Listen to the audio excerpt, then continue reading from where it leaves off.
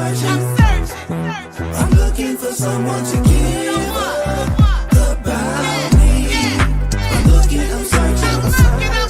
I'm looking, I'm searching. I'm looking for someone to give about you. I'm looking, I'm searching. I'm looking, I'm searching. I'm looking for someone to give about me. I'm looking, I'm searching. I'm looking, I'm searching. I'm looking for someone to give about you. It's from the love that's in me. I love the love. I am so grateful for the enemy, but yet they still attack me with the envy. They're trying to clog my drain, leave me empty. They say I'm honored every week. I say humble and grateful, not to feel weak. Let the church say I'm on the wall, but they just... Peace, family. Happy Saturday. Grand Rising. It's a beautiful day in Chicago. Listen, there's so much good stuff going on.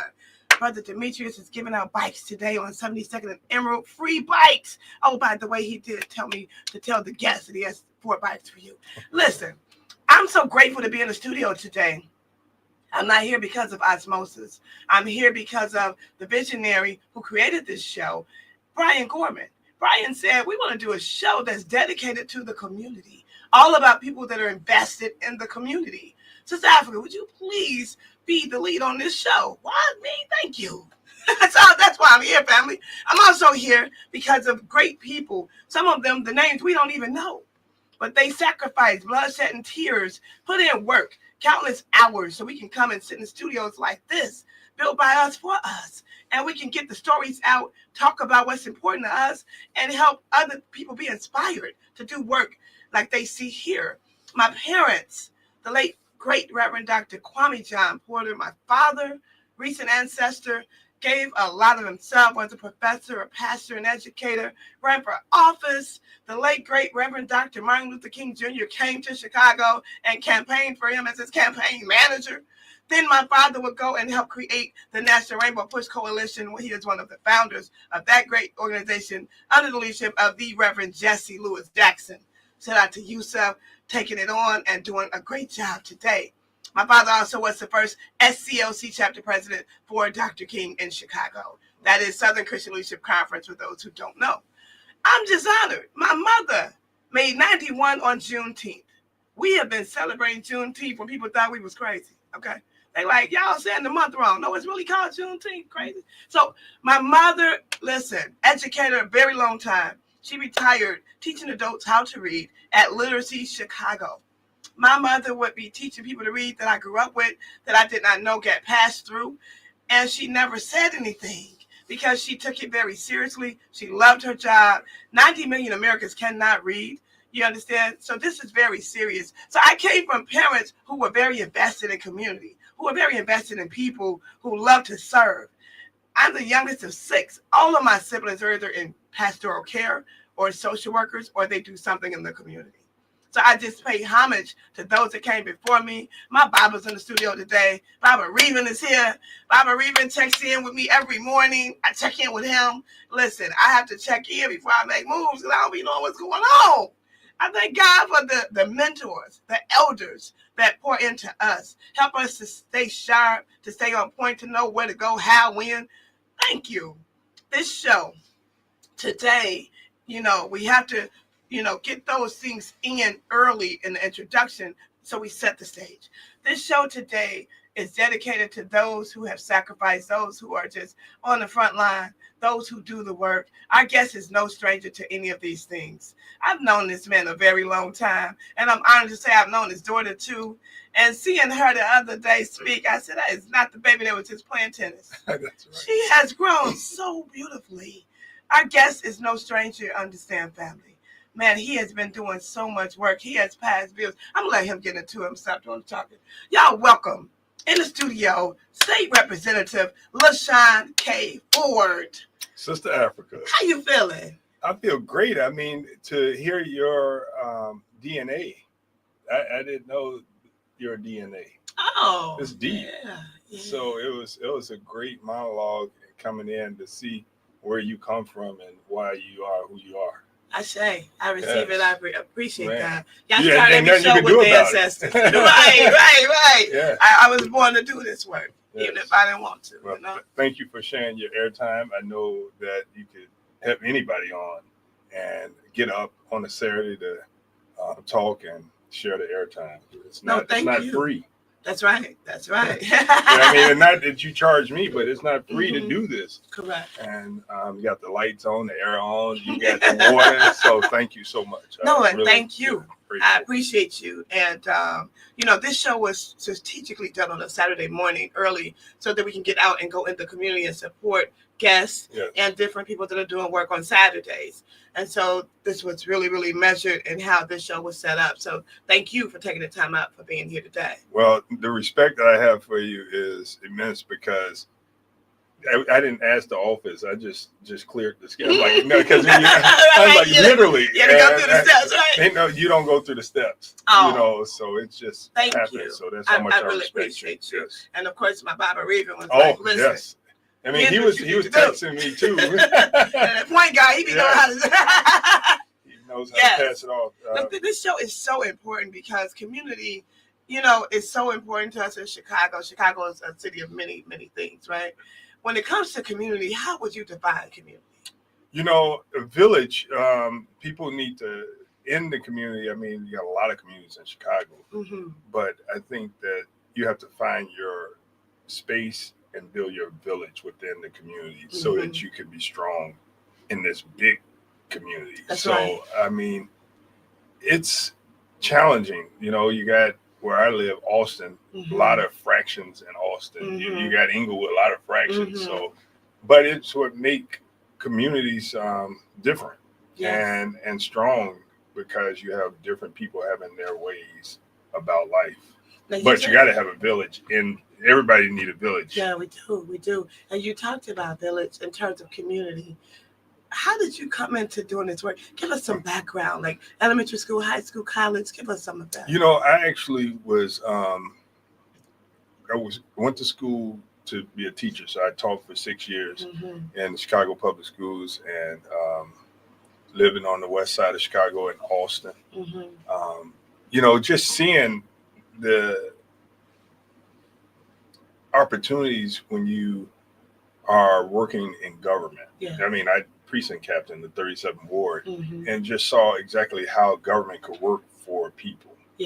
And I ran for office in 96, 98. I lost both times and I took a break and then did it again in 2006 and won after 3 tries of trying to run for office. So when you took that break, was that like a break to research, read, learn, study? It was a break to actually continue to work in the community. I opened my own real estate office in 2001, and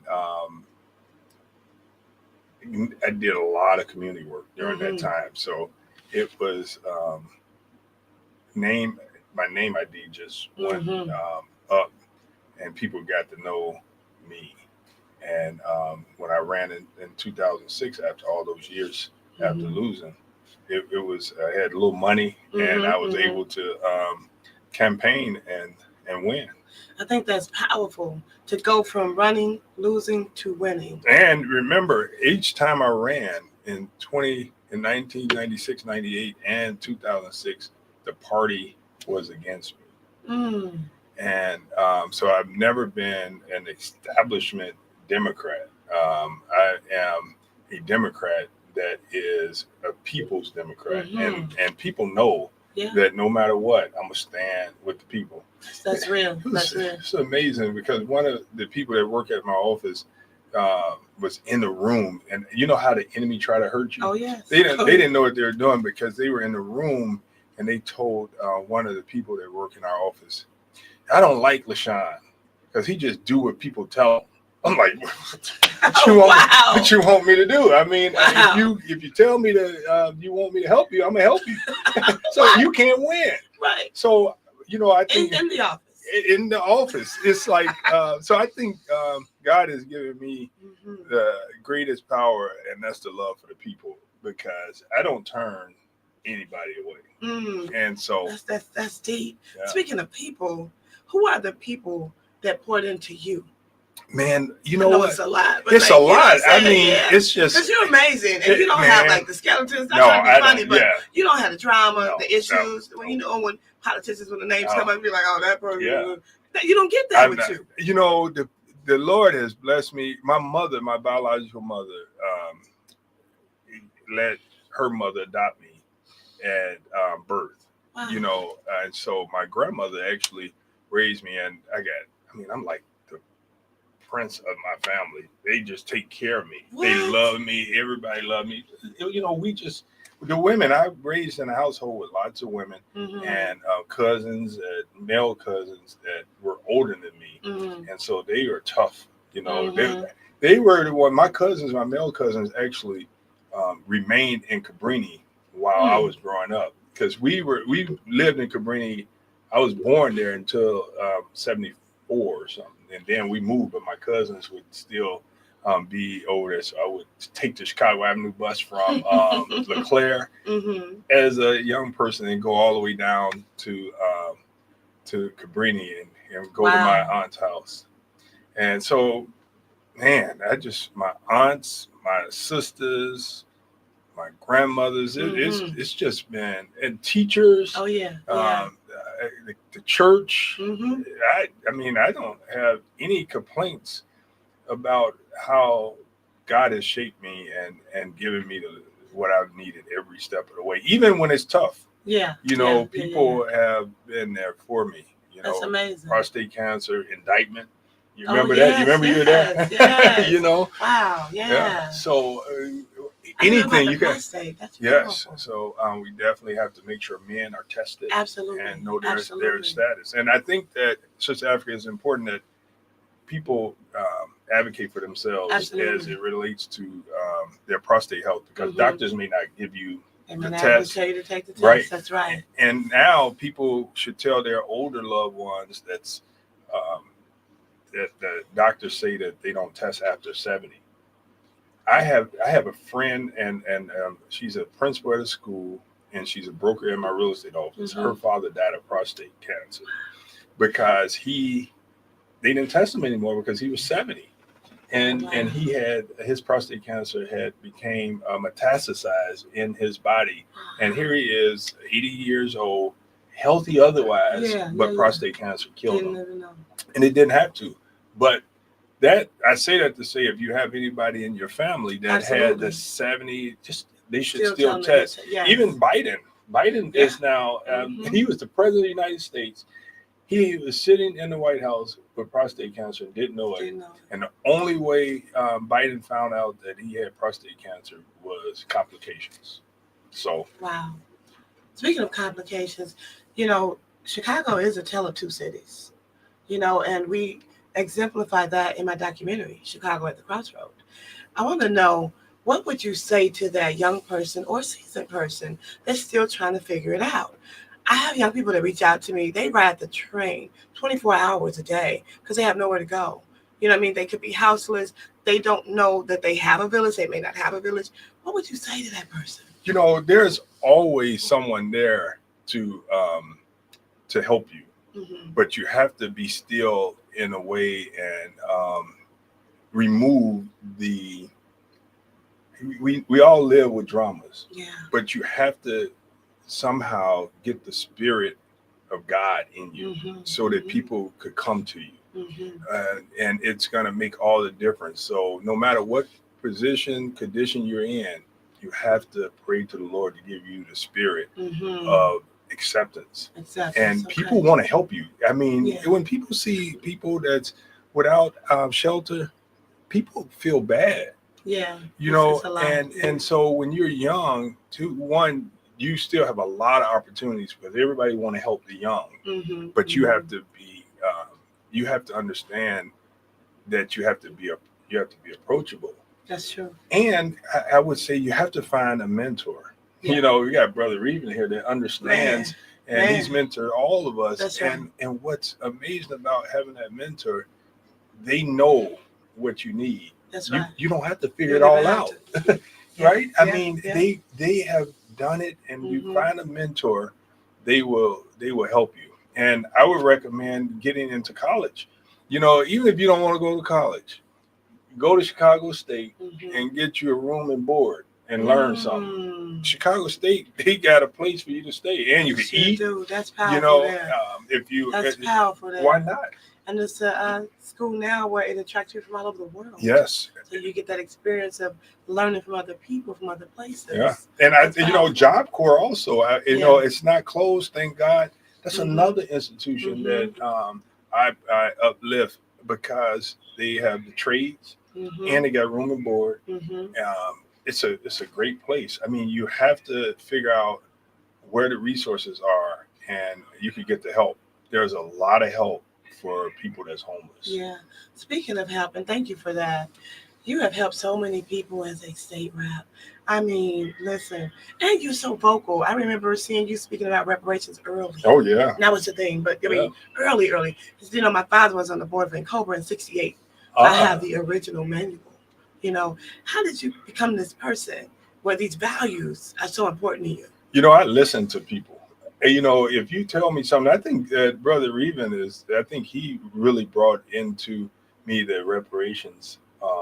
He had me on panels and everything. And it was really those, if you bring me an issue, I'm ready. Okay. You know, the only problem that I have with being ready is people don't be ready. And then they give you issues and then they leave you. I remember the one that really, really bothered me was the Rahm Emanuel situation. When Rahm Emanuel was accused of the cover-up. Oh, yeah. And people were very, very vocal about the fact that there were 16 shots in a cover-up and Rahm Emanuel covered it up, and they wanted him gone. People would call and say, we need to recall him. And there was no mechanism to do it. You know, that's a tough one. I said, okay, y'all want it, I'll do it. And so I think that when I did that, the people left me. And I was standing alone almost. Like, wait a minute, now you all asked for this. And that causes problems for politicians to get things done because they hated me. You know, for that. Even people that supported Rahm that were black was like, why are you doing this?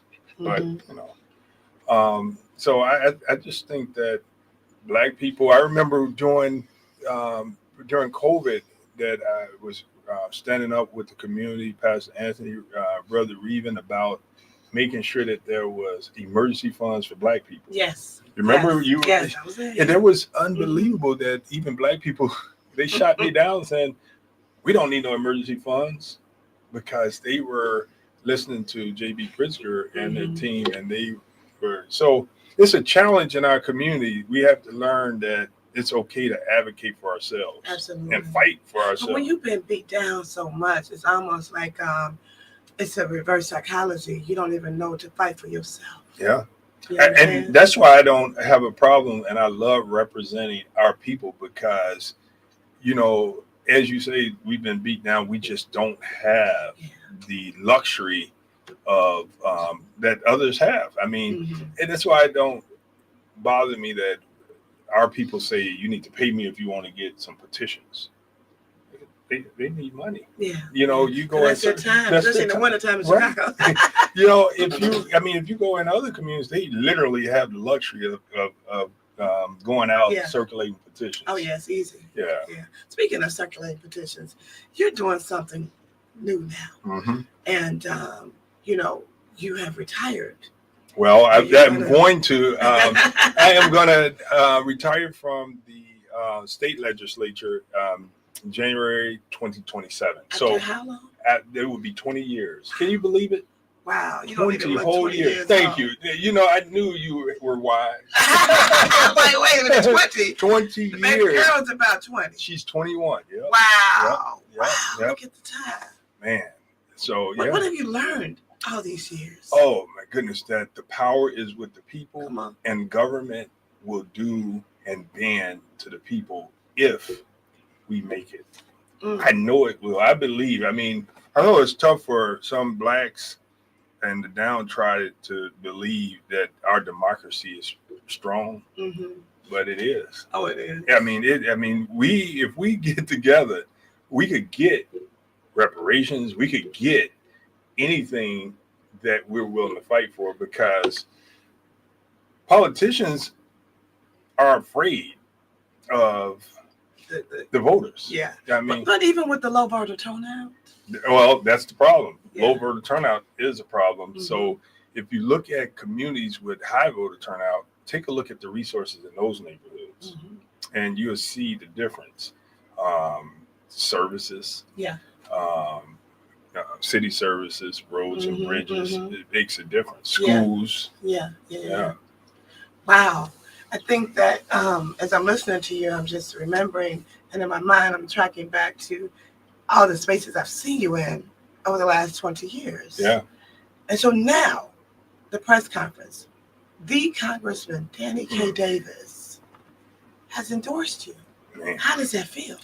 You know, Cleopatra on WVON, Yes. she nailed it.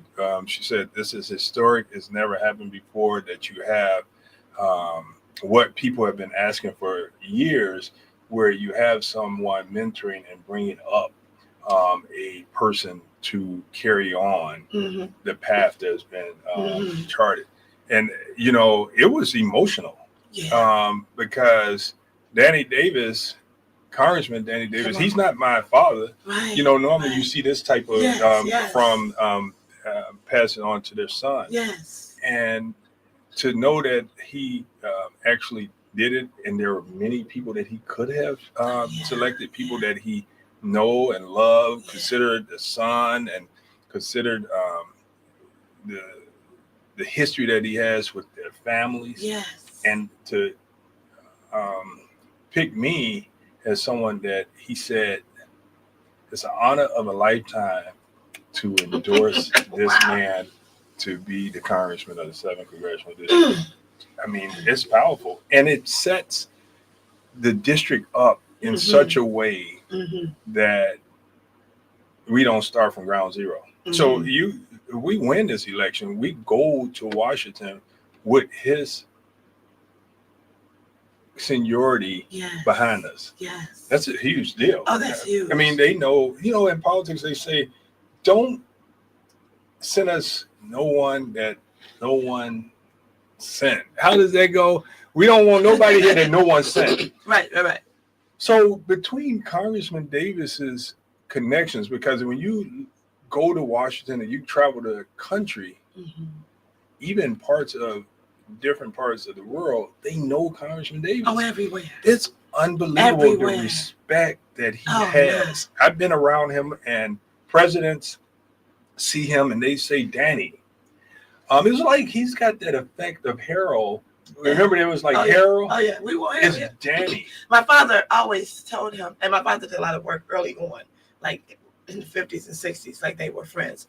And so he would always tell him, Danny, you know you should have been a pastor. Yeah. The voice of God. Right. Yeah. And then he walks with that staff. I always jokingly say, Pastor Danny Moses. Yeah. I mean, but he's so much to us. And so for him to do that. Yeah. People don't know how much he has changed the conversation and the understanding on healthcare.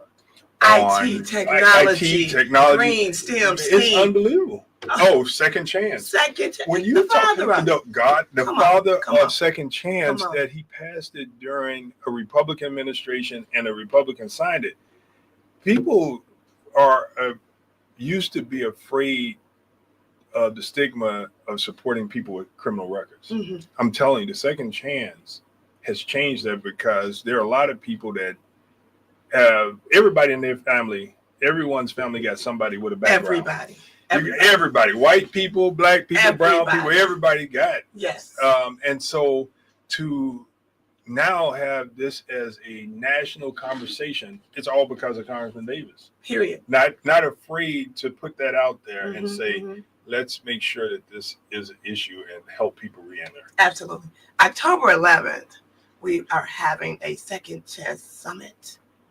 Please tap in with me for more information about that. You may want to be a vendor, You may want to set up a table. You may have some kind of energy or work that you do that can help somebody in that energy space. So please tap in, and thank you for. You're having a summit, or are you having a clerk there? Mm-hmm. Good, absolutely. good.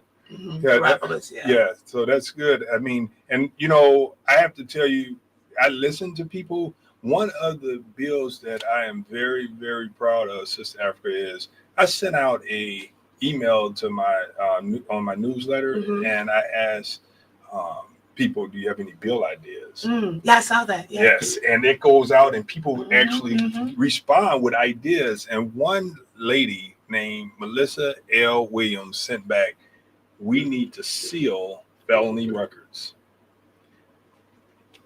Now, we know that before Constant Howard did sealing of mm-hmm. misdemeanors, mm-hmm. but Melissa was attorney. She passed away, but she said we have to seal felony records. Now, that's a tough one. When you start talking about sealing records and being soft on crime, that could be career ending for you. Man, because there's a difference between expungement and sealing. Yes, and that's yes. And you want to get them sealed. You want to get them sealed. You don't have to keep looking back. We want them expunged, but that's hard to do. Correct. But she told us, she said, "I will work with you to get this done." And that was in 2015. People all over Illinois, black and white, brown and yellow, old Melissa Williams a great deal of thanks, because she wrote that bill. Powerful. And now I passed it, but because of her, people get their records sealed. People don't know that. I'm so glad you said that name. And it was we only passed that bill by, I think, one vote. Wow. Because it wasn't, I mean, back in 2015, nobody was talking about it. It was hard to pass ban the box. I passed ban the box for people not to ask the questions about, whether or not they've been convicted. But to get your records sealed. That's now, huge. we have to do expungement because sealing is one thing. Expungement, it goes away. Correct. It's gone from the record, and it's hard to do expungement because law enforcement say, no, we want to know, because they want to keep the Second Amendment away from people. You can't get a gun if you have a felony. Can't get into real estate. Right, can't buy property. Right. Home ownership. You know. I mean, I want to say thank you. The time always goes so fast, but you hit so many points, and I think it's important that people really get to know people that do this work. And oftentimes people say, well, we pay them. They're supposed to do it. Right. But you don't have to. Right. Because I believe it's here. Oh, you know what? I tell you, it's in me. And I literally go to bed, wake up, and dream about serving my people. Wow. All day long. And the life that I've been afforded has had lots of challenges which helps me be the legislator I am. I mean, I got people in my family that's on drugs. Yeah. People in my family with felony records. Yeah. People in I got it all. Oh, yeah. I mean, I even got indicted. Yeah. And so I know what it is. I know how the system is. But you fight and you keep going. And you care, and you're invested. Yes. Man. Yes. God has been good to me, and my love for the people is my strength with the Lord. Say thank you. And what do you worship at? I'm at St. Martin de Porres over on the west side. Okay. Yes. Yeah. St. It's a Martin? Catholic church. I was going to be a priest at one point. What? Yeah. But thank God I didn't. Yeah. Yeah. That's amazing. Yeah, but and I know you're closing out, but I've experienced racism even when I was going in the seminary. The first day of when we moved in, there was this white boy, and he called his mother and father and said, "I got a black roommate," and he didn't have him for long. They moved him. I had my own suite in the seminary. Now it's College Seminary. Wow. Yeah. So you went to seminary too? Yeah. Wow, the things you learned. Yeah. Wow, that's deep. So I'm very happy to be on the show, and I hope your son is doing well. Oh yes, yes, I'm so grateful. Good. They're growing and graceful in their 20s, so now they know more than me. Oh, yeah. It's all good. They'll learn. I'm just grateful, you know what I'm saying? because Chicago can be tough, especially raising children in the city. But like you said, that village is so important. And mentorship, they have to have mentors. And I would encourage all young people to find a mentor because it gets tough and you got to talk to somebody. You can't talk to chat. No. Yeah. ChatGPT can't give you what you need. Not at all. AI, no. Thank you again. Thank you. Again, this show is dedicated to those, some names we don't even know, family, that have put in work, countless hours, blood, sweat, and tears, so we can come together and convene and sit in studios like these, built by us, for us, and we can have real conversations and move us forward. State Representative LaShawn Ford. Family, please, if you are not familiar, Google him. Google him. He's accessible. He will respond back. Yep. He's a servant of the people. You know, we want to say special thanks to Brian Gorman and the Chicago Hip Hop Heritage Museum, the Chicago Bronzeville Podcast, Trek, that's TRECC, Ron Rilla, nephew on the boards of Rilla Noise, and Jake, who also is an engineer here, Africa Cares Diverse City, all of our sponsors. Thank you for tuning in. If you would like to be a guest or if you want to tap in with us, let us know what you have going on in the community. We love to post it and share it and have people come out and support you as well. Live with Sista Afrika, the Chicago Community Activism Podcast. Thank you. We are who we've been waiting for. We are we got. We are our own songsters. I'm looking, I'm searching. I'm looking, I'm searching. I'm looking for someone to give about me. I'm looking, I'm searching. I'm looking, I'm searching. I'm looking for someone to give about you. I'm looking, I'm searching. I'm looking, I'm searching. I'm looking for someone to give about me. I'm looking, I'm searching.